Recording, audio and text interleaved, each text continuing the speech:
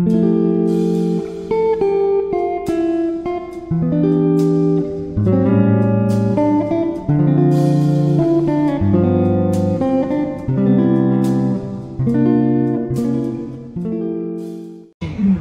morning, peoples. Today is Monday. Ayan, 33 years old na tayo ngayon. So, papunta tayo sa driving school. Huminto saglit yung bus. Umihiya tayong driver. So, ayun. Dalhin ko kayo doon. Ito na yung last 2 hours na driving class ko. Tapos, mag-schedule na ako ng exam soon. So, hopefully makapag-exam ako this week. Kasi ayoko nang patagalin yung exam. Ayun, para fresh ulit siya sa memory ko. Ayan na yung driver, paalis na kami ulit. Ayun, wala siya umalis. Ayun guys, tapos na yung last 2 hours ng ating driving practice. So tomorrow, nagbook ako ng 9 AM na examinations. So wish me luck. Kasi 4 na course yung pinractice namin kanina. So random yung pipiliing course bukas. So yung computer yung pipili sa'yo ng anong i-exam mo. So medyo kinakabahan ako kasi okay ako dun sa okay ako sa DNC kasi yun yung pinakamadali. Medyo yung A and B yung nakakalito kasi mas mahabang route, tapos mas madaming change line. I mean, okay ako, confident na ako mag-drive. Ang hindi lang ako confident yung kailangan kabisado mo, kailangan ka mag-change line. Though meron namang tawag dito, yung computer naman sasabihin sa iyo kung ano yung directions. Pero syempre, mas maigi na yung kabisado mo talaga kung kailan ka exactly mag-change line. May mga videos naman na pwede kong aralin. So, aaralin natin yun later and tonight bago tayo matulog. So, ayun. Medyo busy tayo this week kasi may rehearsal din tayo tonight. Kaya medyo stressful tong araw na to. Pero, laban lang. Ayoko nang patagalin yung exam ko. Kailangan gawin ko na siya as soon as possible. Kasi mas maganda yung fresh pa siya sa akin bago ako mag-road exam.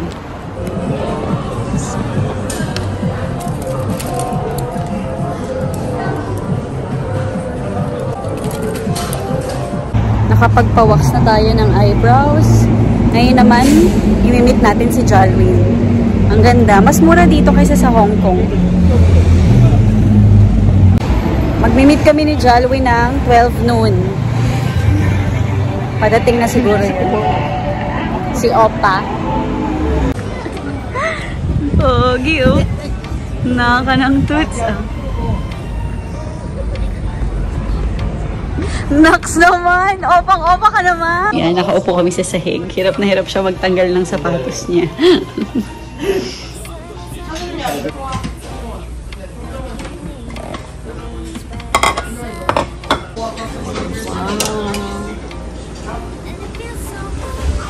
Kain na kami ni Opa.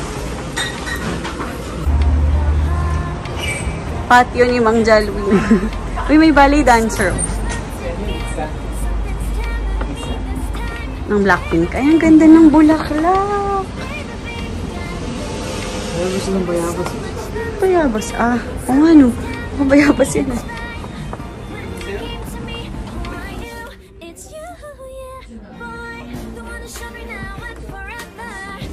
So, magkapil sila. Pabilib ni Jalwin yung waiter. Nabilib yung waiter kay Jalwin. Sabi niya, ordering niya yung food platter.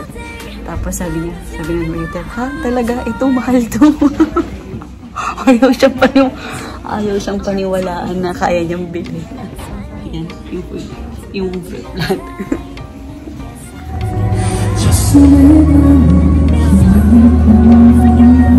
Dami nanonood.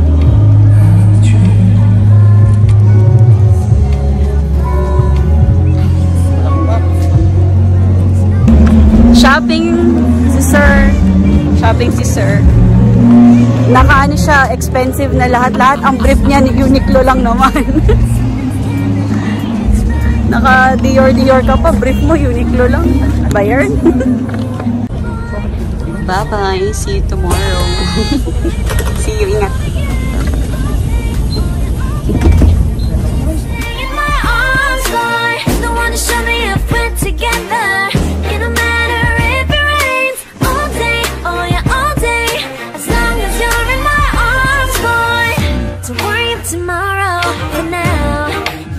everything in my day. I love the way you like a song, you know my heart. Cause you know me, know my heart. You're everything in my day. I love the way you know my heart. Yeah, alright. You wanna show me now and forever. No, you'll never be alone. All day, oh yeah, all day. I can let you know that you're there. So, ayun guys, hanggang dito na lang ang vlog natin. Hindi ganun kadami nangyari ngayong araw, pero sobrang busy ko. Sobrang busy ko today kasi nag-driving lessons ako sa umaga. Tapos, minute ko si Jalwin, yung friend ko na from Hong Kong. So, dumating siya. So, hi Jalwin. Sana pinapanood mo to. So, ayan. Tapos bukas magkikita kami ulit kasi mag-dance class kami sa May Sinchon.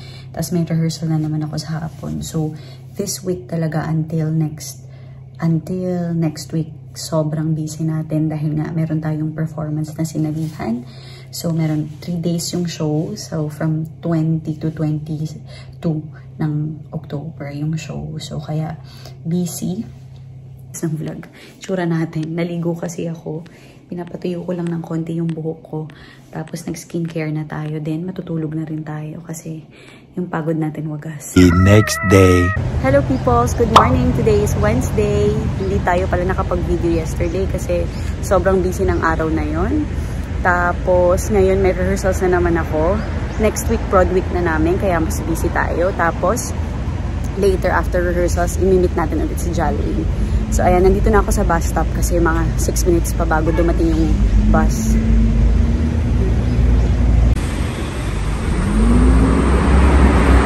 Medyo malamig na pala dito, guys. Tapos, ang galing nung kanilang bench dito sa may, sa waiting shed. Warm siya. Ang galing. Mainit. Natuwa ako. Warm yung bench. Kung may ant dyan, hindi mamamatay ng ant.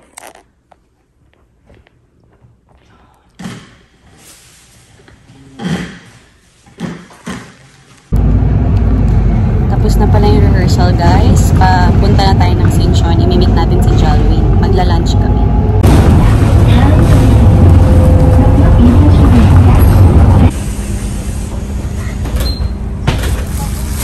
Sabi na makikita kita. Ha?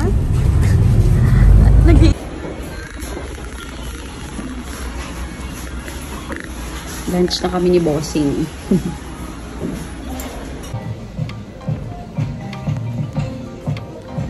Shopping si Opa.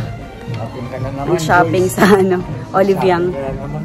Para daw looking young siya kahit 40 na siya. Magka-class kami. Stretching. Yung chill lang. Sana chill lang. Tapos, papaabot pala yung, ano mo. Papaabot pala yung siko mo sa batok mo. Ano yun? Kaya mo? Yung siko mo ba? Stretching. Alam mo Yung stretching na gagawin. Oo. Kaya daw mahirap kasi yung intensive siya. Yung siko mo kailangan maabot mo dun sa batok mo. Kasama ko na naman siya. Nakakainis. Nagbe-blend po siya dito. Parang taga dito ka ulit. Parang bagay ka dito, friend. Parang para dito ka. Kinukuha ka. Dito ka na lang daw. Ayaw mo na mag-punky dance. Nyanki. Kaso wala nang Louis Vuitton. Wala nang Louis Vuitton pag lumipat ka dito. At saka Gucci. The next day. Hello peoples! Today is Thursday. Ayan. So, maaga tayong gumising today kasi nga umulong ako mag-assist this morning. Actually, mula morning hanggang mga 2 p.m. Tinulungan ko yung isang teacher mag-assist kasi siya yung head of drama. So, tinutulungan ko lang siya mag-assist sa mga kids. Ayun. So, ngayon, nandito tayo sa bahay ulit kasi ako'y kailangan maglinis ng konti. Tapos, plano kong bumaba dahil birthday ni James ngayon. So, wala kaming ibang plano. Dito lang kami sa bahay. Sabi ko sa kanya kung anong gusto niyang gawin. Sabi niya, happy daw siyang mag-chill lang. Pero yesterday, bumili ako ng perfume. Pakita ko sa inyo. Sa may perfume na nabili ko. Kailangan ko pa nga magtiklop kasi ang dami ko pa. Ayan. Binilan ko siya ng perfume na Mont Blanc. This one. Ayan. So, sana magustuhan niya yung amoy. So, ito lang yung gift ko sa kanya. Wala namang bonggang gift. So, magugustuhan niya to for sure. Kasi wala naman siyang choice. Ito na yung binili ko. So, ayun. Pagbili, iniisip kong bumaba. Kasi baka bumili ako ng small na cake. Para naman mag-cake siya. Pero naka-keto diet kasi siya. So, parang feeling ko masasayang lang din yung cake kung hindi naman din niya kakainin. Pero before tayo bumaba, may oras pa naman, isasalang ko yung mga labahan namin dun sa baba kasi ang gulo ko, di ba? Bago tayo lumabas para mamili ng kailangan bilhin, maglalaba muna ako ng mabilis na mga whites. Kasi nga, walang naglalaba sa laundry. So, magagamit natin yung laundry area. Kunin ko lang yung mga whites. So, ayan guys, baba lang natin tong labahan natin ng mabilis. Tapos, magtitiklog pala ako ng iba pang mga gamit. Dami kong trabaho. Inaantay ko na lang palang mag-dry yung labahan ko. Tapos ngayon, ginagawan ko ng steak si James. Basa. Ginagawa ko ng steak si James. Ito, nalagyan ko lang siya ng garlic salt. Make sure lang na-dry.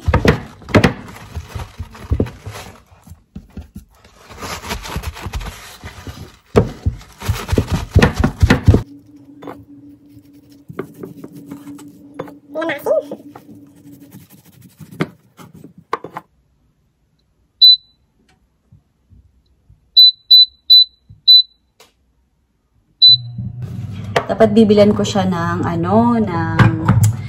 cake ngayon, birthday cake. Kaso nga naisip ko, baka hindi niya kainin dahil nga naka-keto diet siya. So, wag na lang. Kasi ng birthday ko, nag-cheat na rin siya sa keto diet niya. Kumain siya ng sweets. So, para lang ma-keep niya yung diet niya, wag na lang natin siya bilan ng cake.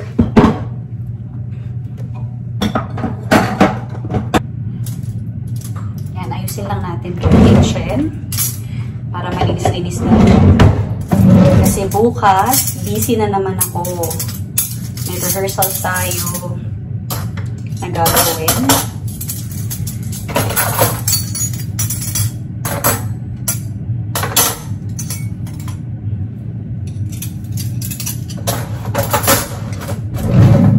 Mabuti rin na nag-stay lang ako sa bahay ngayon.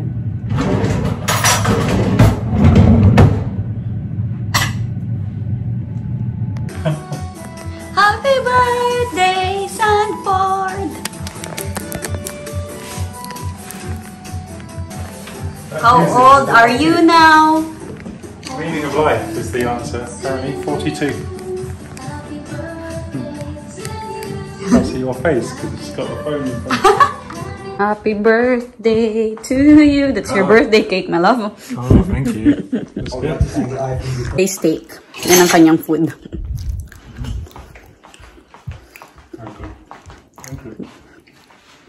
Careful, ah.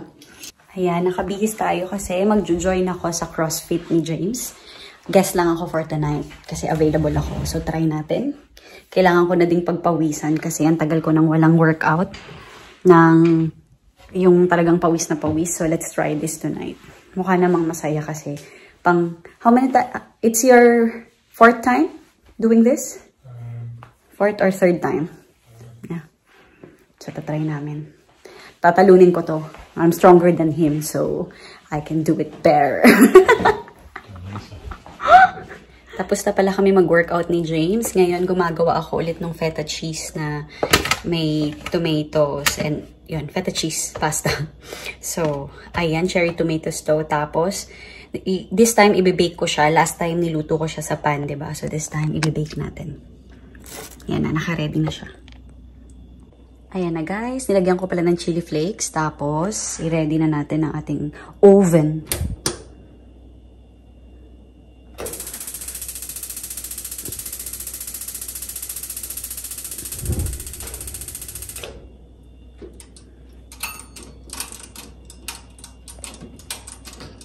Mga 30 minutes. Yan na ang oven. Bukas na ang oven. Bumukas ba? Ay, hindi bumukas. Isa pa, hindi siya bumukas. Ayun na. Ayan na, nalagay na natin. Bumukas na. Ayan pala guys, nalagay ko na yung pasta. Takpan natin. Doon. Dami ko na namang huhugasan. Ang dami ko na namang liligpitin. Yun lang problema pag nagluto ka. Dami mo kailangang hugasan after. Antayin lang natin. Binake ko lang yung feta cheese ng 30 minutes. Let's see kung enough na yun. Kung hindi, nadagdagan pa natin yung oras. Tapos, lutuin lang natin yung pasta. Yan. Tapos, magdi-dinner na tayo. Yan lang ang aming celebration ng birthday ni James. Gusto nga lang daw niya kasi mag-relax. So, hindi niya bet maggumala ng bongga. Ay, hindi niya bet lumabas. Yun. Tsaka nag-celebrate kami ng birthday ko nung Sunday. So, happy na din siya dun. Binilan ko pala siya ng gift na perfume from Montblanc. Ito. Ang bango nito. Ang fresh ng amoy. Ito, may sample. Ito dapat yung original na gusto kong bibilhin. Kaso wala yung size na gusto ko. So, binili ko na lang yung isa. Next time ko na lang siya bibilhan ito. Mabango ito. Ang pogi ng amoy. Yung isa ang fresh ng amoy. Ayan, paluto na siya guys. Naantay ko na lang na mas matunaw pa yung ating mag-melt pa, tamba? Yung, hindi yung cheese, yung potatoes. Ay, potatoes, tomatoes. Ayan na siya guys. Lalagyan ko, wala tayong basils, pero parsley na lang ilalagay. Ay, sorry, oregano na lang ilalagay ko. Para lang may mailagay. Kasi wala akong basils.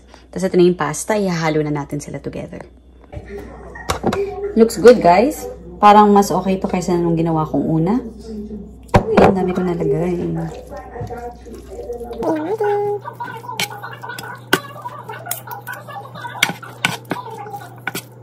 Ayan na, guys. Mukhang mas okay ito kaysa nung nagawa kong una. Mas masarap to tingnan. Ayan. You want some, baby? Yeah, sure. Ayan.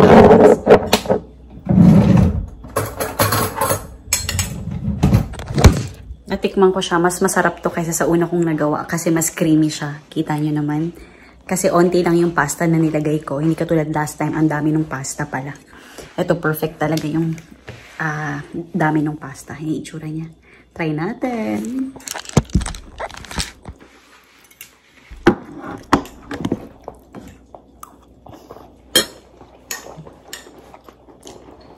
Good? Very good, babe. Sarap. Spicy din siya kasi nilagyan ko ng chili flakes. Mmm.